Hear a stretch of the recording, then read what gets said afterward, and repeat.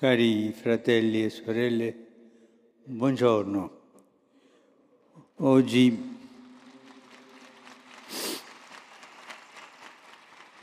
Oggi vorrei iniziare l'ultima catechesi sulla nostra professione di fede, trattando l'affermazione «Credo la vita eterna».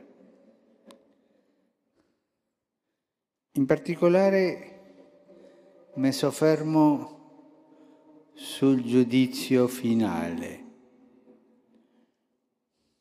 Ma non avere paura, Sentiamo quello che dice la parola di Dio. Al riguardo, leggiamo nel Vangelo di Matteo. Allora Cristo verrà nella sua gloria con tutti i suoi angeli e saranno riunite davanti a Lui tutte le genti, ed Egli separerà gli uni dagli altri, come il pastore separa le pecore dai capri, e porrà le pecore alla sua destra e i capri alla sinistra. E se ne andranno questi al supplizio eterno e i giusti alla vita eterna. Quando pensiamo al ritorno di Cristo e al suo giudizio finale, che manifesterà fino alle sue ultime conseguenze il bene che ognuno avrà compiuto o avrà omesso di compiere durante la sua vita terrena, percepiamo di trovarci di fronte a un mistero che si sovrasta, che non riusciamo nemmeno a immaginare. Un mistero che quasi istintivamente suscita in noi un senso di timore e magari anche di trepidazione.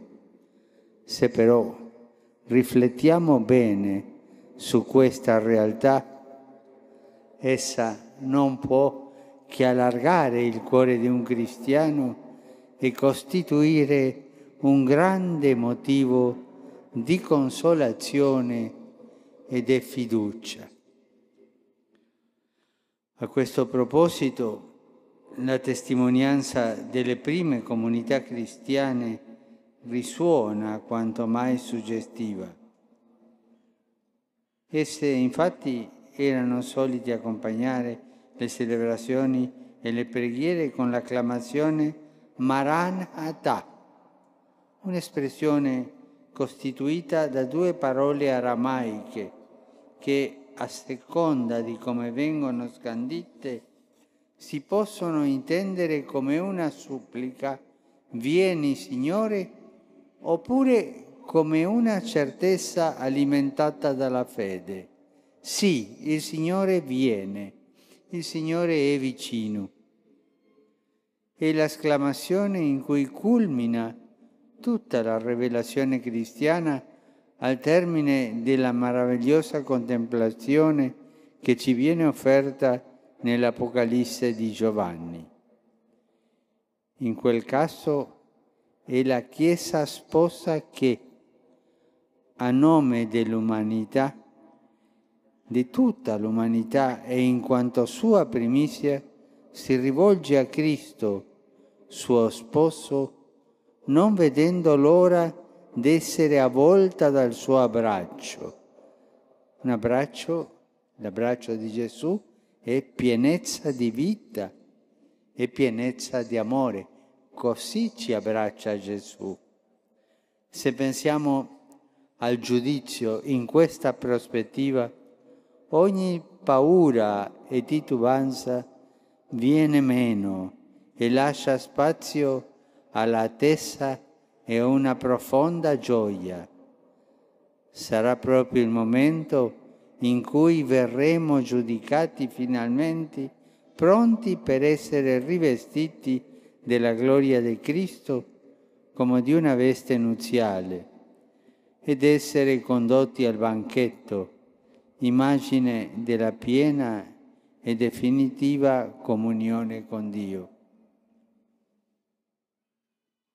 Un secondo motivo di fiducia viene offerto dalla constatazione che nel momento del giudizio non saremo lasciati soli. E Gesù stesso, nel Vangelo di Matteo, a preannunciare come, alla fine dei tempi, coloro che lo avranno seguito prenderanno posto nella sua gloria, per giudicare insieme a lui a tutti. L'Apostolo Paolo poi, scrivendo alla comunità di Corinto, afferma: non sapete che i santi giudicheranno il mondo? Quanto più le cose di questa vita.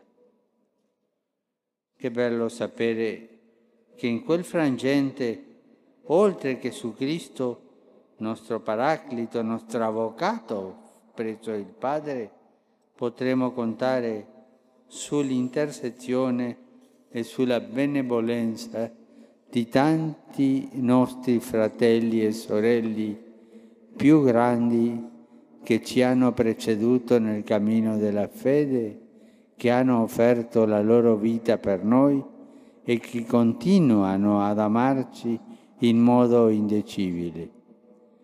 I santi già vivono al cospetto di Dio nello splendore della sua gloria, pregando per noi che ancora viviamo sulla terra. Quanta consolazione suscita nel nostro cuore questa certezza. La Chiesa è davvero una madre e come una mamma cerca il bene dei suoi figli, soprattutto quelli più lontani e afflitti, finché troverà la sua pienezza nel corpo glorioso di Cristo con tutte le sue membra. Un'ulteriore suggestione ci viene offerta dal Vangelo di Giovanni, dove si afferma esplicitamente che Dio non ha mandato il Figlio nel mondo per condannare il mondo, ma perché il mondo sia salvato per mezzo di Lui. Chi crede in Lui non è condannato, ma chi non crede è già stato condannato, perché non ha creduto nell'unigenito Figlio di Dio. Questo significa che quel giudizio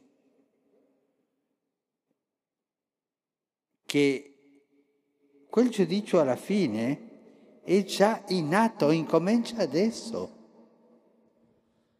nel corso della nostra esistenza. Tale giudizio è pronunciato in ogni istante della vita come riscontro della nostra accoglienza con la fede della salvezza presente ed operante in Cristo, oppure della nostra incredulità, con la conseguente chiusura in noi stessi. Ma se noi ci chiudiamo noi stessi all'amore di Gesù, siamo noi stessi che ci condanniamo, siamo condannati dai noi stessi. La salvezza è aprirsi a Gesù e Lui ci salva. E se siamo peccatori, tutti ne siamo, tutti, e chiediamo perdono e andiamo con la voglia di essere buoni, il Signore ci perdona. Ma per questo dobbiamo aprirci all'amore di Gesù, che è più forte di tutte le altre cose.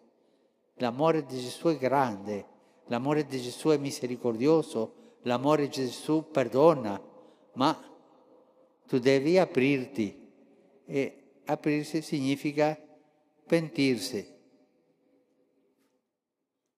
lamentarsi delle cose che non sono buone che abbiamo fatto.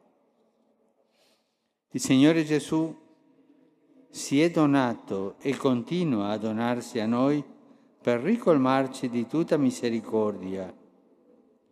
Siamo noi quindi che possiamo diventare, in un certo senso, giudici di noi stessi, autocondannandoci all'esclusione e alla comunione di Dio e con i fratelli. Non stanchiamoci, pertanto, di vigilare sui nostri pensieri e sui nostri atteggiamenti, per pregustare fin d'ora il calore e lo splendore del volto di Dio. E quello sarà bellissimo, di quello Dio che nella vita eterna contempleremo in tutta la sua pienezza. Avanti, avanti pensando in questo giudizio che comincia adesso, è incominciato. Avanti facendo che il nostro cuore sia aperto a Gesù, alla sua salvezza. E avanti senza paura, perché l'amore di Gesù è più grande. E se noi chiediamo perdono dei nostri peccati, Lui ci perdona. E così Gesù, avanti con questa certezza che ci porterà alla gloria del cielo. Grazie.